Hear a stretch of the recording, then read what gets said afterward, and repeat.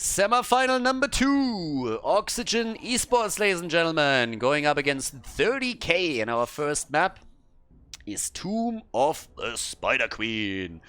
Alright, so we're in the semi-final of the Icebreaker tournament. We got Red Robot on the left side on Johanna. Madara Uchiha on Hanzo. We're going full Naruto today. We got Prismaticism on Sylvanas in this game. Banana H on Brightwing. And Nazmas is playing Malthael. Whereas on the right side of the map, we got 30k with Vespertine on Urel. Tai, aka Sammy on Cassia. Hazoobst on Junkrat. Masquerade on Imperius. And BBJ is playing Deckard Cain. Can anybody tell me what BBJ actually means? Does that just mean big blowjob, or what are we talking about here? Because I'm not quite sure why he gets away with that nickname. I always wondered that. I don't know if that has any kind of other abbreviation that is a little bit more harmless, but I can't help myself, and every single time I see that, I'm like, how did you get away with that nickname, dude? It's like, seriously. So, not quite sure about that. So I'm just hearing apparently, hey, it's like Big Baby Jesus. Yeah, that's what I would say too if I want to obfuscate what it actually means. So, yeah, that's that. Anyways, now that we're looking into the stacks, we currently got the Thunderstroke on level 1 right away. And yeah, with the lineup, just generally speaking, a lot of CC in control for 30k. You got a Rel against you that's already going to piss you off 6 days to Sunday. You got a Junkrat with those nasty mines. Stuns from Imperius at the front line. Masquerade to boot on the heroes, so there's that. And of course, on the other side, you got that Brightwing. And people try to keep telling me, it's like, dude, Brightwing is insane right now. It's like, I'm not so sure about that. I see a couple of players that are insane with Brightwing. But most of the time when I see Brightwing here, it's still a bit more like, I don't know. But I give you that, Brightwing is a little bit more popular right now. Nearly a kill against Hazoobst, but Masquerade is there with a quick double stun. Well done. Right. Okay, coolio.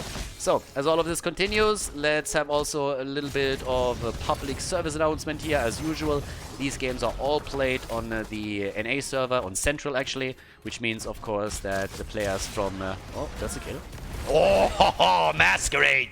Beast! Sexy beast right there.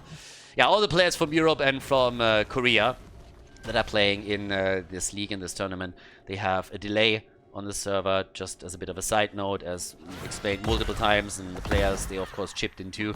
You have to change your playstyle a little bit because of that, since they can't play as reactive as they would usually try to play, so sometimes you have more of a macro style as a result, and other times you will actually see it also in game that there's a little bit of an issue. I'm just reminded of X-Ray, for example, having some serious problems with Deckard Cain landing any kind of ult in the previous series, where you could really tell that there were some bigger issues that he was struggling with. Either way, as it stands now, obviously clean slate right here, 0 kills thus far, bit of an early lead on at least the mercenaries on the map, as the red team was able to lock one in. And for now, we currently have our 3 stacks for Cassia, trying to get those together. Hazoobst is looking for any kind of opening here. Masquerade is trying to ensure that nobody's flanking in on them. And Sylvanas is now also in the process of taking a camp for the team so that they can push through the middle after the rest of the blue team is trying to defend their mid fort so far. Actually, they are taking a bit of a beating here right now. So Sylvanas came in and she brings the wave clear to the table with the help of the rest of them, but still. Rotation towards the top for Hazoobst again. They really like Junkrat, don't they?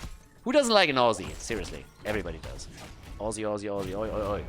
Down to the bottom of the map, Vespertine sitting tight. Ah, old school mount. Oh, I like it. Going for the wolf. That's pretty cool. That's one of the first mounts that were actually in the game. Huh? Oh, prefer the money pick, but hey, I'll take the wolf too. So now we're going for the turn-ins, and actually both of the teams are starting to get close enough so that they can get the full turn-in connected over here. A little bit of a sneaky one by Tai, as he's trying to move in, first of all to help Vespertine to turn in, but it's the blue team at the top that was able to deliver the final gems, and therefore we got the first Web Weaver wave for Oxygen Esports. Okay, so let's see what they can pull off for that. They have the level 7 talent, but it's also going to drop into the hands of 30k just in time. And here we go. Got the Lost Soul, dagger on 7, and with the unstable poison also on level 4. More of a dagger setup that we have for them here. And down to the bottom of the map, our 1 versus 1. Vespertine is already sitting here, middle of the map. Engage is happening. They're trying to go for Sammy. But Cassia is still alive. Eats the entire wave. 10 stacks only. Not really a lot right now. Yeah, he's trying to get a bit more, but Ty isn't Dino. Dino would already be at 60 stacks at this point. Just kidding. But, yep, not really a moment where he can get too much done. So he's slowly starting to get those stacks in, but yeah, the emphasis here is definitely on slow. Right now, 0 deaths. We still get a bit of pressure at the top, in the middle, at the bottom. It's case it's mostly walls that are taken down here. It's not really any fountain. Actually, the mid lane fountain has also been destroyed, so that's actually pretty good for them. That's actually quite nice. Good job. So, fountain in the middle is down, but nothing too crazy happening just yet. Where are these kills? I was promised some action. Let's go, baby. Masquerade, he needs to deliver. Bot lane, what's that? Marthael has his 10. This could be fun too. Unfortunately for him, I guess it's going to be last rites. We're not going to see any kind of fancy nano-boosted Marthael Tormented Souls play. Wouldn't have seen that anyway. It's not against this lineup. There's just too many lockdowns, too much CC, too much displacement. I don't think that Marthael would have ever go into Tormented Souls, even with a nano boost when he goes up against that. Masquerade lunges away, topside. He's able to get out there. But there's definitely a bit more pressure coming from Oxygen Esports right now. So, yeah. Ty also has to fall back here. Still, turn-in attempt for Marthael, trying to deliver the 3 that he has. Every gem counts.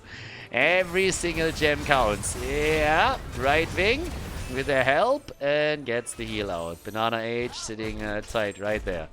Now, there's still 63 gems in the hands of 30k. So, they can turn in. The problem is only that Oxygen Esports doesn't really want to allow that, and they nearly have level 10. Once they get that, might even be able to force a fight here with the Blessed Shield, for example. It's already picked. Last Rites is out too. And we got the arrow. Alright, Hanzo with the arrow. Last Rites is in. Full control of the game for a few more seconds until 30k has their own level 10 ability. And they are trying to push through the middle. Use every single advantage that you have. Get ahead and then use that advantage to get a little bit further ahead. Down here, now that we have the level 30 on both sides, Valkyrie is in. Deckard Cain, the old man, comes in with the stay a while and listen. They're already starting to move to the top. Sammy in a bit of trouble. He's in a lot of trouble, but it seems like they can turn it against Johanna instead and help Cassia to escape. Our 1 versus 1 battle of the side laner still continues at the bottom of the map. 19 stacks for Hanzo, so he's nearly done. 16 stacks for Cassia, and still no turn-in for the red team. They're trying again. Masquerade has 22. They don't have enough on a single hero so that that hero could finish it completely. I guess Urel might have, actually. Yeah, 29 for Vespertine. If they can somehow escort him to the turn-in point and let him do his thing, then that will be the first objective for 30k. They look pretty good in the show match, actually. Oh, that's a good setup. But he uses the Gladiator's Medallion. 5-minute cooldown just triggered by Nazmas. But if not for that, it would have been a kill. Yeah, and top side, Urel just turned in, as now the Siege Giants are also taken at the bottom of the map. If they can actually save the Siege Giants, that would be a pretty good push. And the entire blue... Ooh, they're chasing in the middle! Oh, and they get the kill. 2 ults used for that, but they get the kill. Here comes the attack again. Stay a while, listen, not strong enough. Bot lane is going to push aggressively. 5 versus 4 in favor of Oxygen Esports. That kill came at the perfect moment. Bot lane needs to be defended first, since the Siege Giants are here with the Web Weavers, and Sylvanas is immediately helping out. They're trying to make the play for Nazmas, who has now the first stack on the last rights. Riptire comes in. Oh, Valkyrie connecting too. They go for Banana Age, but the Fruit Fly is jumping out. Trashwing is still alive. They're still trying to turn it against Nazmas here. And they might get able to get the kill. Let it do. Oh, and the Fruit Fly survives. No, the grenade. Oh my god. Oh, Banana Age. He gets away, clutching it over here. Mid lane has been defended too. The fight down here isn't over yet. They're trying to go for Sylvanas again, who also has to pop the Gladiator's Medallion. So that's another big cooldown burned. And both teams with enough gems to get another turn-in. As it happens, Oxygen Esports is only 9 gems away from a turn-in. But if you look at this setup, this is a turn-in as well. Yeah, there we go. Double Web Weaver wave. They get the second one. Level 13 talents. They are ready. Okay. We also got on 30 now the mounted archery right there. And the inevitable end for Malthael. The aspect of death, ladies and gentlemen. Malthael is ready, but so is the red team. 30k as their talents kick in. The ancient blessings are in. We got the Ripper Air. And it's time to party once more. They want the fort and they're focusing on the bot lane. This time with a full 5 versus 5 right from the get-go. As they're starting to make their play here. Wave clear from Red Robot, who again has the cooldown reduction here. Comes in, takes the wave down. Top side, Malthael is dealing with it. And now they're trying to slow the rotation, I suppose. Slow the rotation, move in, clear the wave, go for the fountain, and try and drop the fort. Defense is solid. Blue team is doing well. They're defending this real nicely. We're 10 minutes in. This is the second wave of Web Weavers, and so far they haven't gotten a fort. Now they're going to get the one in the middle at least, or at least they are supposed to. But here comes the setup. Blessed Shield comes in. The follow-up is there. They're going for the kill attempt, especially with the Wailing Arrow shooting through. Malthael might be in trouble on the other hand. And this time, 4-man, stay a while and listen. That's a kill. Could be a double. They tried to go for Jojo, and Johanna is about to fall. Brightwing is jumping in, trying to prevent it. But that might just be the end of the... Wow, Banana Age actually gets away from this. Ty also trying to get the kill against Sylvanas. That was actually pretty crazy. Nobody dying there and everybody just rushing around, dishing out the damage. Now, they still have some gems available that they should be turning in as quickly as they can, but it won't be enough for another Web Weaver wave. But damn, son, 2 kills to 1 now that we're 10, 11 minutes into the game. Yeah, Brightwing doing some work here. Banana Age with some solid saves. I think more impressive is that when he went in for the save, he didn't die himself. It really looked like Brightwing could be the next target and they might be able to take him down, but far from it. So now we have another set of Siege Giants taken at the bottom of the map, as Cassia has already prepped another wave here. Obviously in anticipation of the blue Web Weavers coming through. BBJ is the one to move in and take it down to the bottom of the map now. We have another quick jump. Hazorbs gets polymorphed, tries to get out, and the Blessed Shield set up. Nice. Really well done by Red Robot here.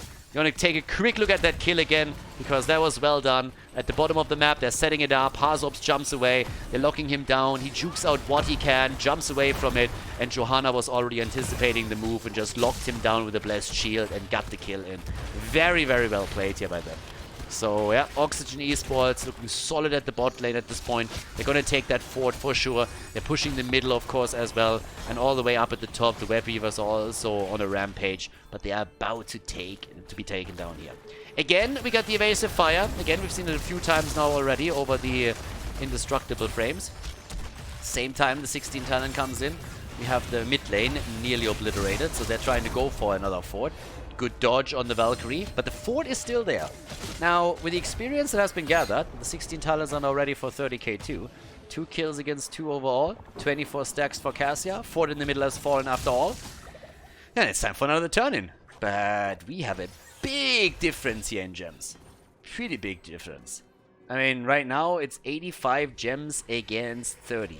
Now, there's a 40 that have already been delivered by 30k, so that mitigates the difference at least to an extent.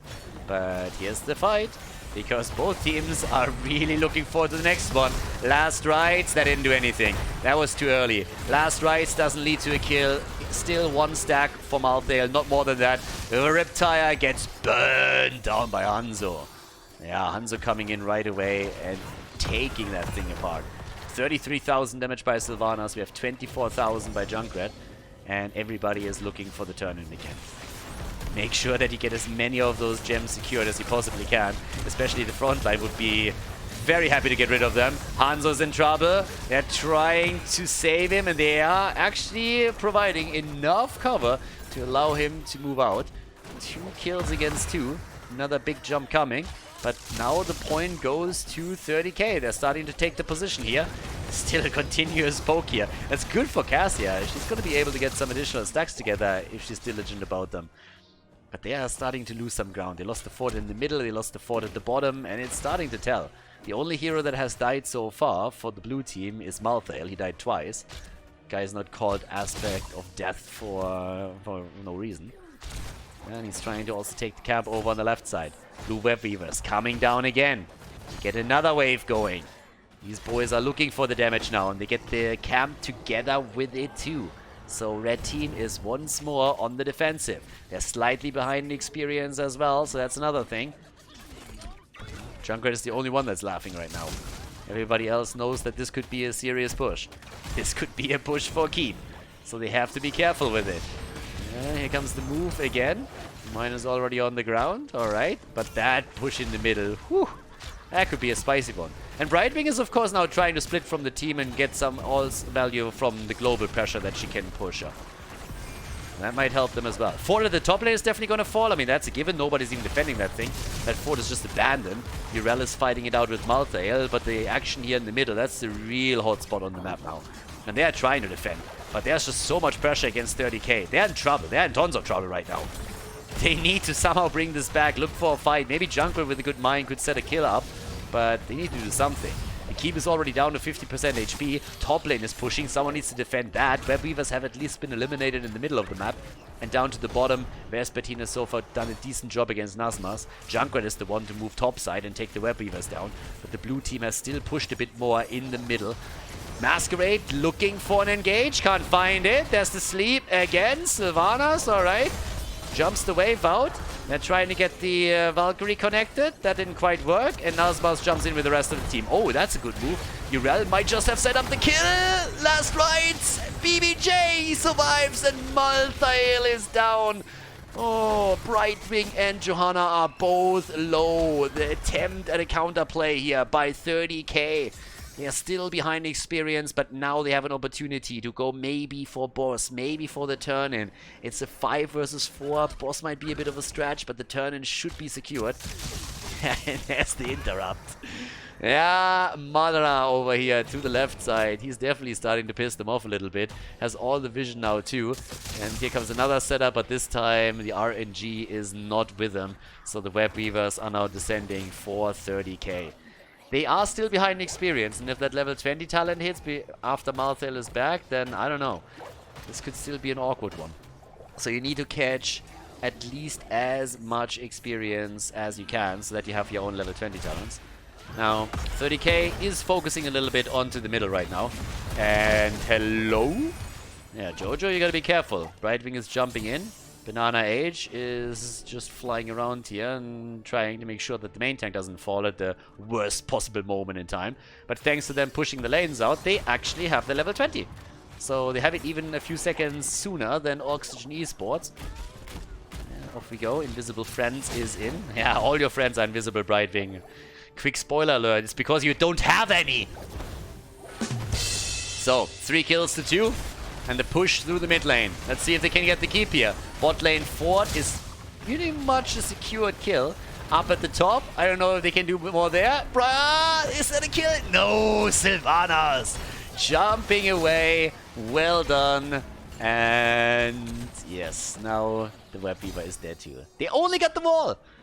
But at least at the bot lane they got the Fort, right? So they got that. And obviously up at the top side there's a solid chance that they're going to get the second Fort as well. Maybe not. Their own minion wave is a bit too far out, so they actually can't get that in. Yeah, Brightwing is still sitting at the bot lane. It's honestly a game, it's a little bit more of a laid back game. Like, both of the teams really don't want to be too aggressive here. They are both a bit afraid of making mistakes here. Arrow is connecting, and that is the end of Deckard Kane. Well, Thael gets punished for it too, but still he gets another stack together for his last rights, so I would still call that a win. Also taking the support down is obviously kind of neat. 3 kills to 4 right now. And yeah, can they turn in again? 78 gems against 63. Slight advantage, 30k. Yeah, talking about 30k, how much damage do we have? 42k for, for the tank. Imperius with top damage in this game. More than Cassia and more than Junkrat. Barely more than Junkrat. Junkrat is close. Blue team actually gets another Web Weaver wave. 55,000 damage for Sylvanas. She's the top damage in the game. Hanzo is a close second though, with 47,000. Maybe not that close. But yeah, so that Web Weaver wave was actually important. And should help them to get the keep. It's kind of funny to me that the only one dying on the side of Oxygen Esports throughout the entire game so far is Malthael. He's the only one.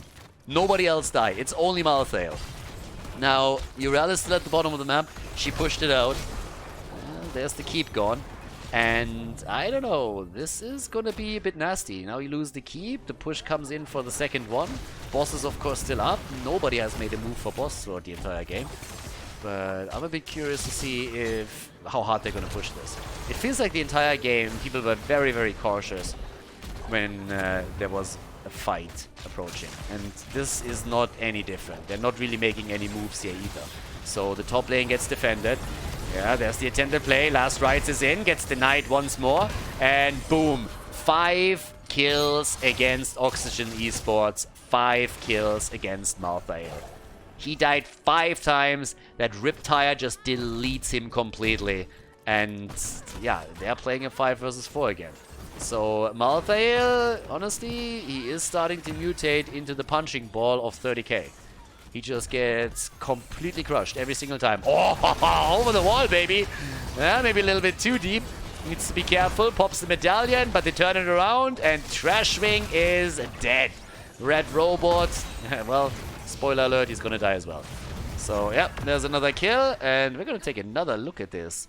There comes the jump over the wall, and they just murder Brightwing. Oh yeah, and then afterwards, Jojo just gets caught, has no chance there, gets also eliminated.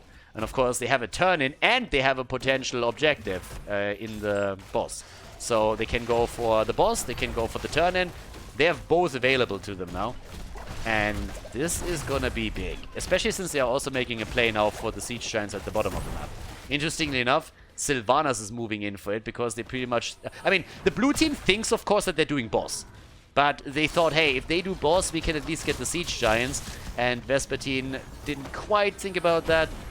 Hoped that he was able to get away with it. That's not quite the case. So now he has the turn-in. But of course, for Urel, it would be great if she could take down the bottom Siege Giants before the Web Weavers make it in. Because if not, then those Siege Giants are going to deal with the Web Weaver wave. So, yeah. Top side, that fort is, of course, toast. But still, what do you do with this? You still have to deal with those 2 mercenary camps. This is pretty much mandatory. One down, one at the bottom. Siege Giants are still there. That's a little bit annoying. That shouldn't really be doing enough. But it's the top push that matters the most. Because that's where you have the boss. That's where you have the Web Weavers. So this is really where you're trying to land the death blow. They went through the fort already. And this is the best chance that we've seen so far for 30k to get some serious structural damage in. And maybe even go for the core and the victory in game number 1 of this best of 3 series here in the semifinal. Well, they make their play right now. So boss is nearly down, but they are going to get that keep. Now that's out of the question. We're 22 minutes in and the keep is... I mean, please tell me the keep's going to fall. God, they're playing so passive. Yeah, they're going back again. They let the keep slide. Oh, big arrow. Thankfully caught by the arrow camera in its entire glory. Beautiful arrow. Beautiful arrow. Yeah, the fight itself, just dancing around back and forth a little bit. But in the middle of the map, it seems like at least one of those keeps is going to eat some damage. And at the bot lane, the gate is about to go down too. So, yep, one keep about to fall. Time to say, well, actually, maybe, team, one more. They're going to get it. Yeah, this is going to fall.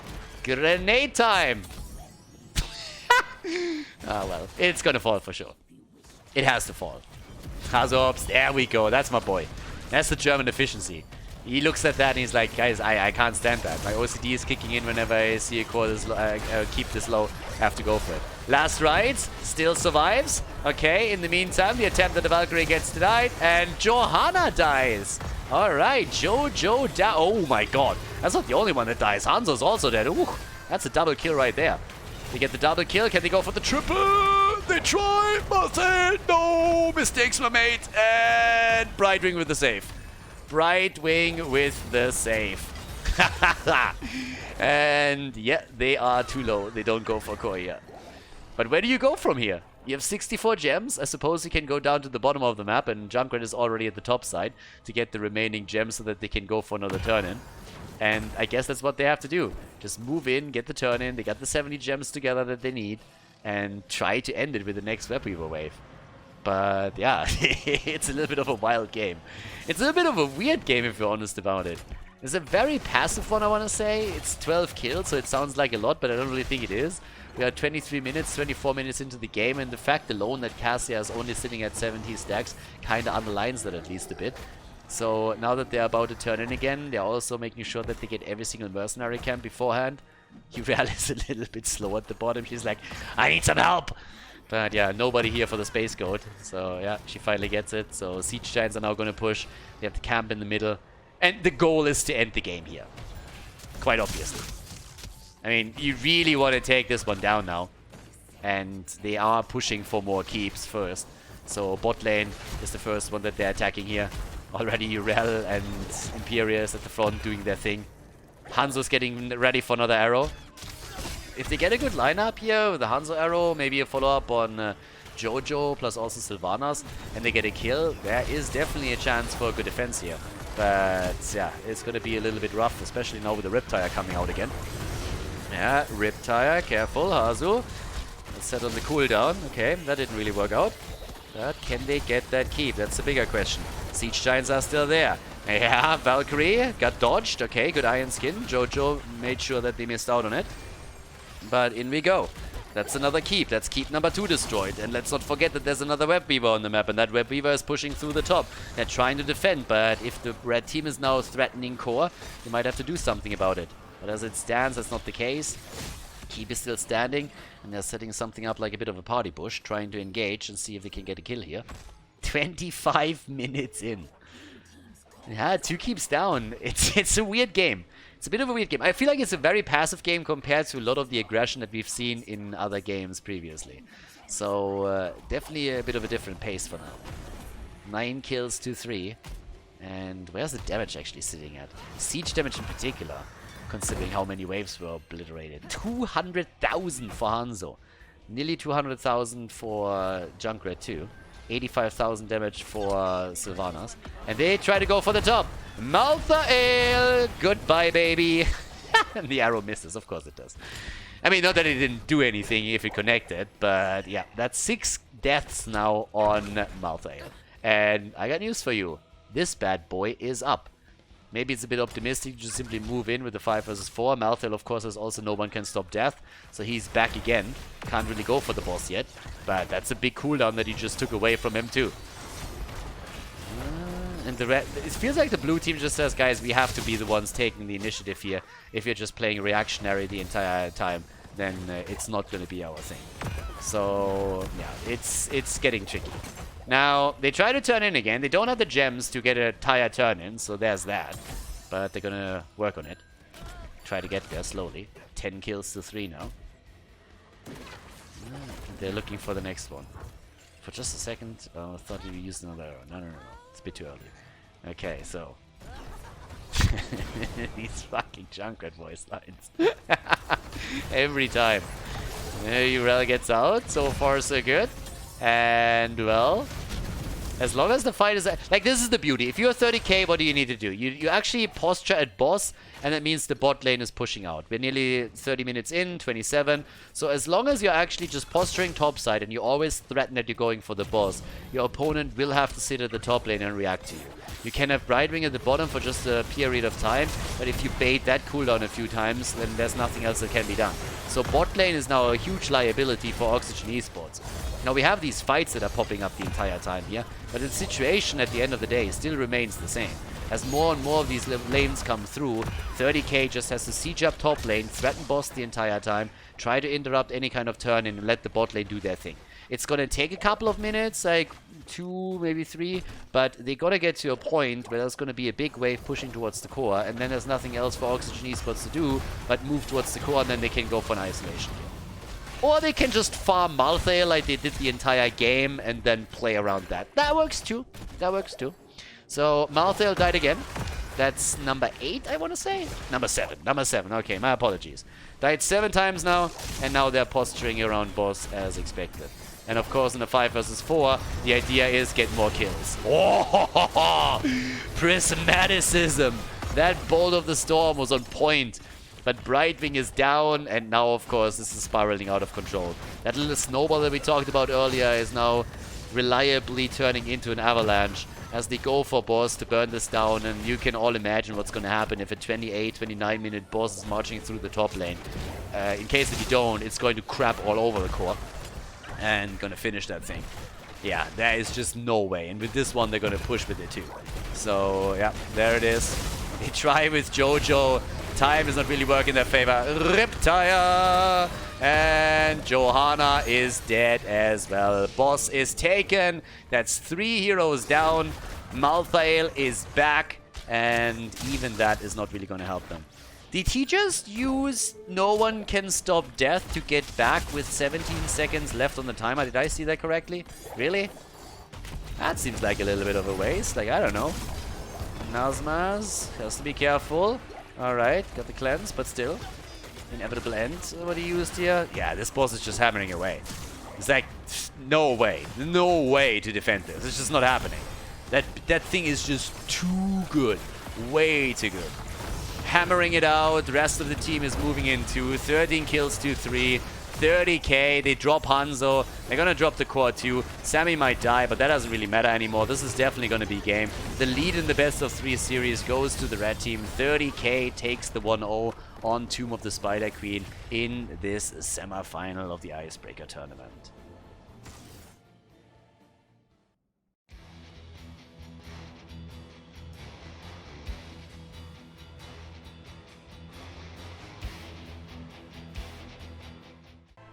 Game number 2, Towers of Boom, baby. We got on the left side Oxygen Esports with Red Robot on Johanna, Madara on Abatha. As you can see, Prismaticism is playing Sylvanas again, Banana H on Stukov, and Nazmaz on Zeratul this time. Over to the right side of the map, the reason why so many people currently think that Brightwing is actually useful, BBJ on Brightwing. Yep. That is actually one of the players that knows how to play the hero properly and gets good value out of it. So he's the reason why we're seeing the fruit fly a little bit more. It's your fault. It's all your fault. Vespertine Diva, Masquerade on ETC. We got Sammy, aka Ty on Cassia, and Hazops on Thrall. Alright, rumor has it that BBJ means Big Brightwing Jesus, so there's that. And I can certainly see why. Trolling Thunder on level 1 for Thrall, pretty much a standard talent on the European side at least. Unless you can be part of the 4-man and go for a little bit more stacking action around the damage. So on level 1 we also got our Cleave set up. I'm a bit curious to see what this build is going to be, because lately I haven't really been impressed with the builds that the North American Zeratul players have used. There's just way too much Void Prison on level 10, way too much of a focus into a full Cleave build. And this is pretty much a style that was played in Europe around 2019. And, well, even in the middle of 2019, pretty much most of the good players, or all of the good players on Zeratul have moved away from that, spec even harder into an auto-attacker style, into a more agile style in general, and also then started to use Might of the Nerazim on level 10 to just farm the backline of the opponent's team. Especially when you have an Abatha in your lineup, you can do that so much more efficiently. So I would love to see something like this reflected in this game too. Time will tell, but again, we'll see. For now, we got our stacks together for ETC, we got them for Cassia again, and hello, where's the body blocks when you need them? Red Robot, nearly able, well, actually, he gets out. The problem is he didn't get the camp. I actually thought they had it already, but no. Well, there's obviously Abatha on their side, and Zeratul top lane. That's pretty much 2 hit points pools that you're missing in this. Red Robot is like, team, I need to get away here. And Abatha is happy to help out a little bit. And Abatha started to go with Pressurized Glance here. Way more stacks, by the way, for Cassia now. Ty is doing a lot better in game number 2 than he did in game number 1, so he must be happy with that. That's a very early stacking progress for them. Also, much more aggressive setup. And, well, here comes again the full spec into the Cleave build. Generally speaking, this isn't a bad build, so I'm not trying to make it sound and come across like this build is shit or anything. But it's really something that you don't see on good Zeratul players all that much anymore. You can still play it out, and I'm curious to see how much you can get with it.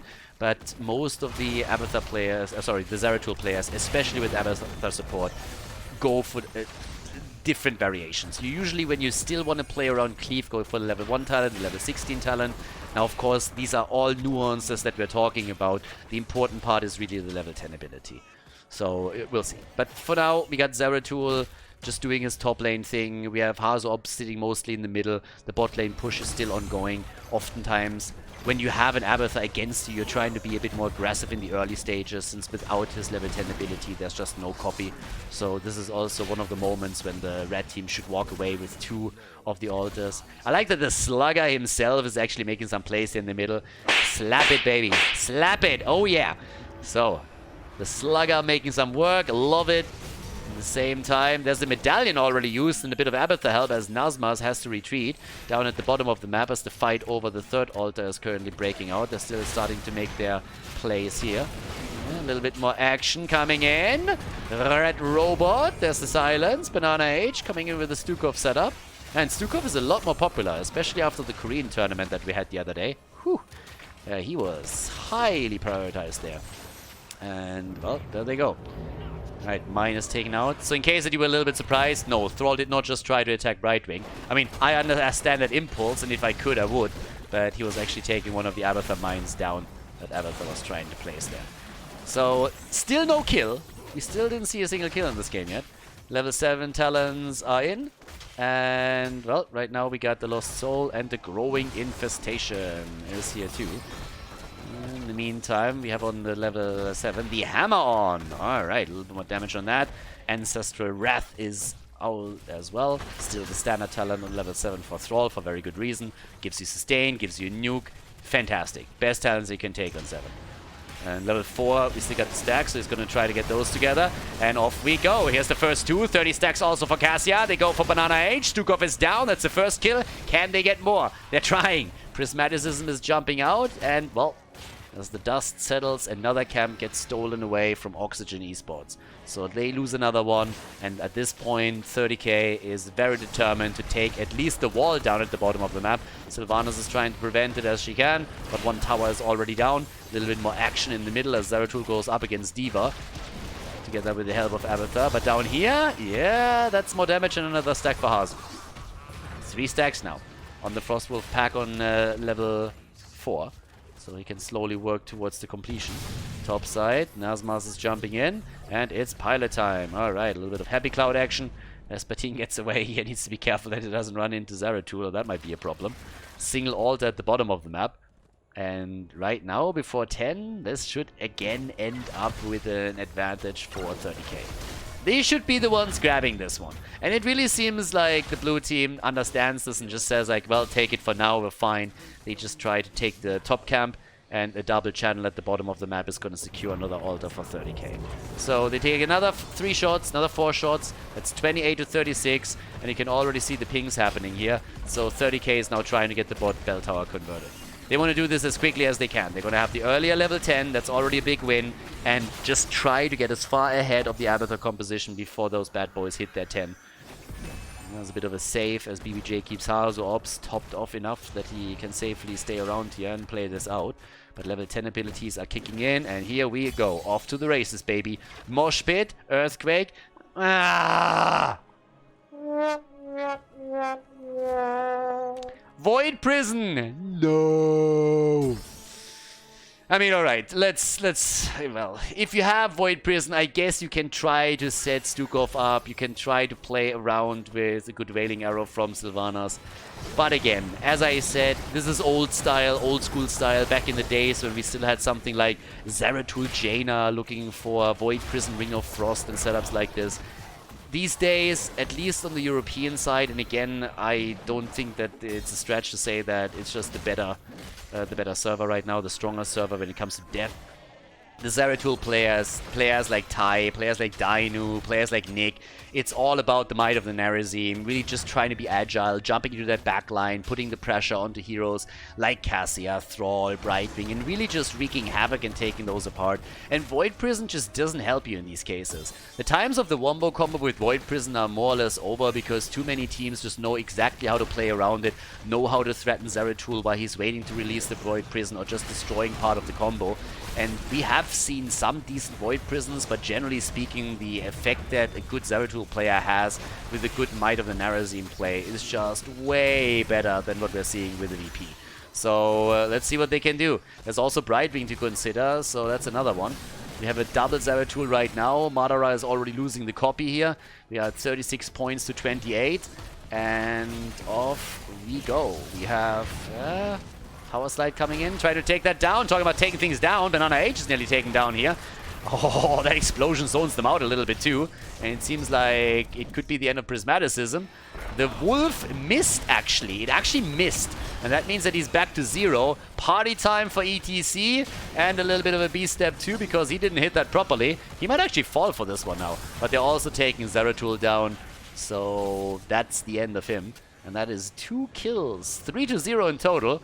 And also a channel as the little slugger topside is now slowly moving away.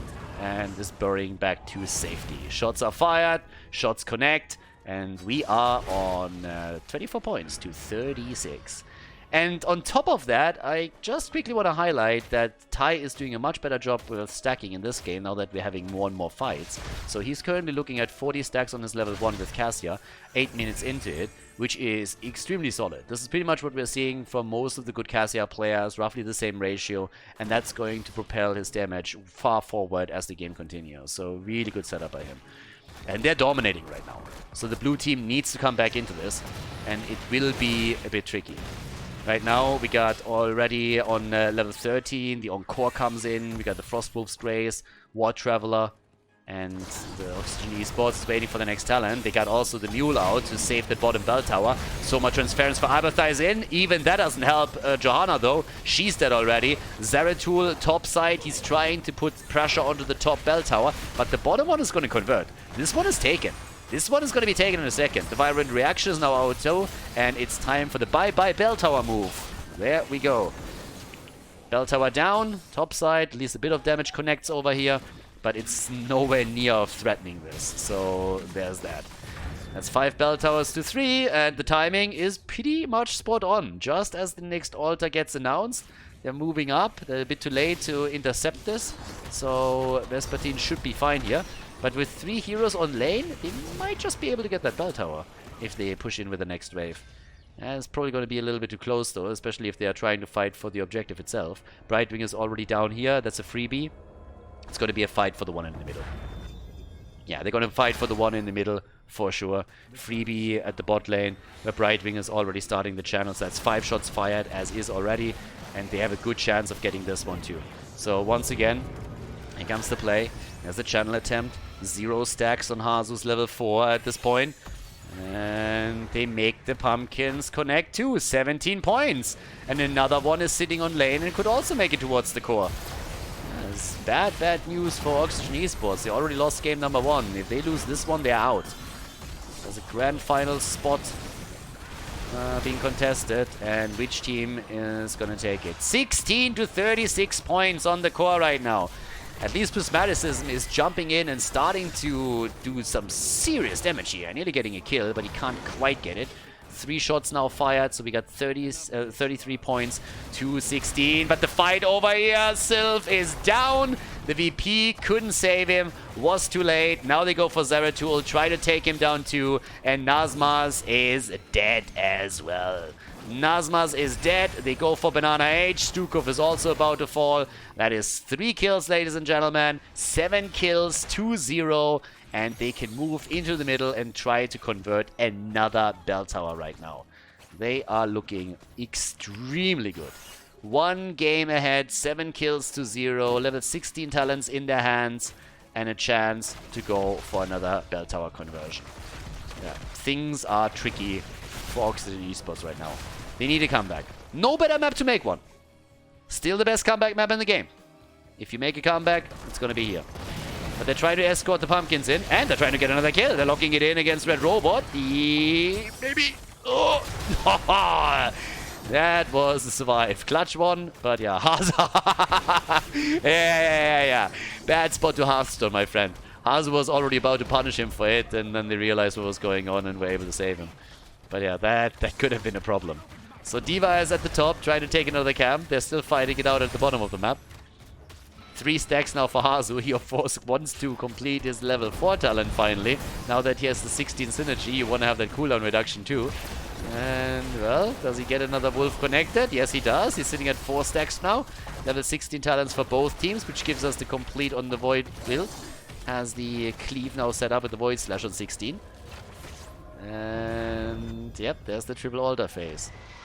That's always bad news. I mean, technically speaking, they could end the game here. If you get all 3 altars, then technically speaking it's over. I mean, unlikely to happen. But the first 5 shots are going to be fine in just a second. D.Va zoned out. I like it. And Nazmaz is getting the top right. But Brightwing is also down. His first kill, actually, for Oxygen Esports. Okay, maybe a comeback. They're starting it right here. At least they're trying to. DP is being used. Mosh pit, baby. Zeratul with the breakdance moves. And he is gonna escape with 100 hit points. The rest of the team is also on the run. Jojo is saying, like, screw the team fight. I'm saving the day. Sylvanas is down, so is Cassia, but the channel is completed. That's another 3 shots fired, so we're looking at 10 points to 27. So far, so good. That was honestly the best plays of Oxygen Esports thus far. Them being able to just take those kills and take 2 of the 3 bell towers. And they, of course, close the gap in experience also a little bit, which is highly important. If your opponent gets a super early level 20 against you, then you're in trouble. But there's another pumpkin camp to be fought over, and I don't really think they're going to get this one. Azu completed his level 4, so now he has a cooldown reduction too. And, well, there it is. That's another camp taken, and the pressure through the bot lane continues. This is the reason why the bot lane is the most important one on Towers of Doom, because if you hold those 2 bell towers, the 2 pumpkin camps will try to make it towards the core and connect directly. And we had several of those pumpkins connect with the core already earlier today. So it's a big part of why Oxygen Esports is so far behind right now. And of course they're trying to get a few more. Cassia is now back to business too. Blue team is forced to defend down here, and they did now. But they want to reclaim that bell tower. There's the copy, even committing to the copy for it. Sylvanas on 75,000 damage, but guess who's here? It's D.Va, baby! Meek Meek. Starting to come in and trying to take that down. We got the double Jojo at the front. And they're going to zone that out successfully. Oh, nice! Pushing the explosion away. Me likey. That was a cool one. Top left, top right. It could be an even channel for them now. Abathur, the only one on their side that didn't die yet. Okay. The only one right here. And the take... it's always nasty. You have 2 altars starting at the top, and at the same time, you're getting pumpkins pushing against you at the bottom of the map. Yeah, that's always nasty. That's always annoying as hell. So, of course, you want to deny both, but Stukov is channeling the left side. They're trying to interrupt at the top right. Abathur is sitting at the bottom of the map. And there's the party time! And actually a good Void Prison. That Void Prison was pretty awesome. That isolated ETC, they can get the kill against him, and it saved the hero. Nice! Banana H coming in from the side. Brightwing on 20 HP, and Brightwing survives. BBJ with a big escape. Nice! They're still looking for the channel here, though. And it seems like they're gonna get it. Yes, that's another 5 fired. Another 4 fired. Top right got converted. So 23 to 6 points. Dropping them down to the single digits right now. Okay. 19 against 19. Both of the teams about to hit level 20. Sylvana sitting at the bottom of the map trying to reconvert the bell tower. She's gonna be able to do that. They're still waiting here. Boss is up. Bell tower has been converted.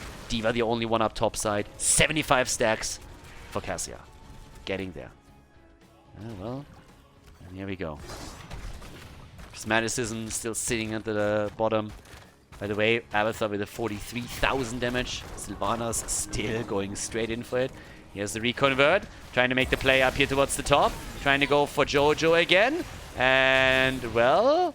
What did they just kill? What is that connect here? Did you just kill the copy, or what was going on with this? That was a bit of a weird one. So, off we go. Sylvanas isn't here yet. ETC isn't here yet either.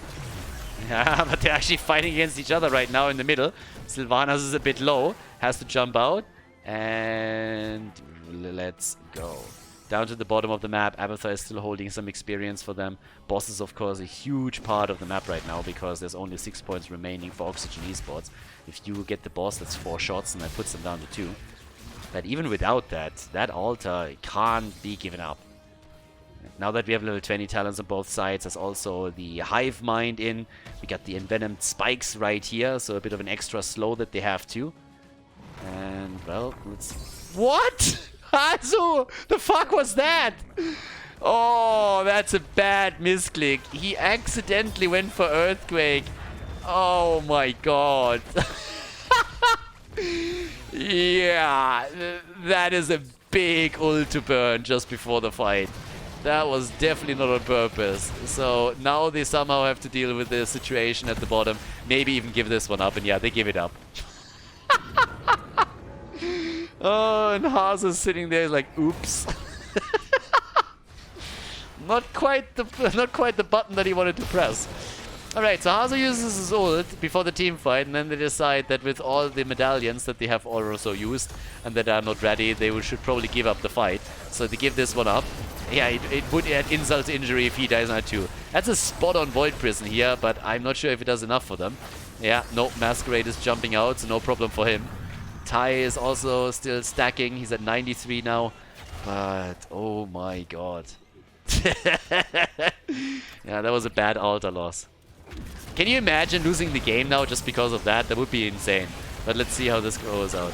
Masquerade slides away. Oh, that could be a kill. It should be a kill, and it is a kill. Jojo is down. They get the kill. 19 points to 6. What can they do with it?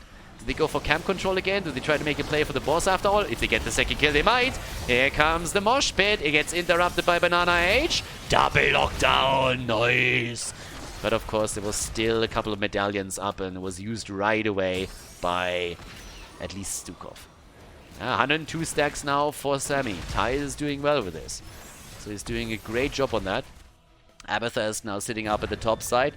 Madara is pushing lanes again, is trying to help the mid lane out now. And also drops the mule here. Whereas they're starting to go for the boss. I'm not sure if they can make that play though.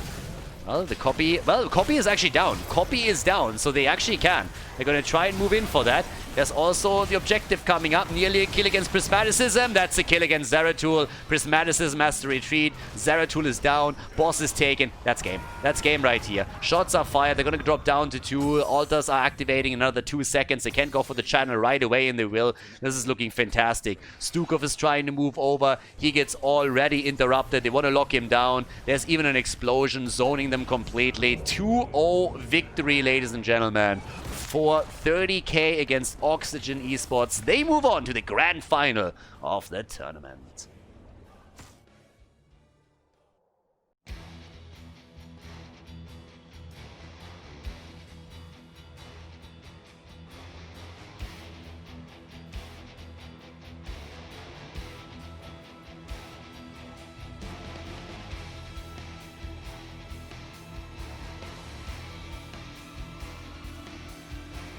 Thank you everybody for watching the video today. I hope that you enjoyed the show and the commentary.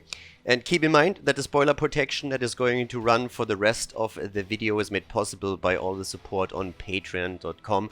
So guys, if you want to support my work, if you want to help me start new projects and keep the spoiler protection in place, please consider heading over to patreon.com/Khaldor. There's also a link in the YouTube description, and check that out.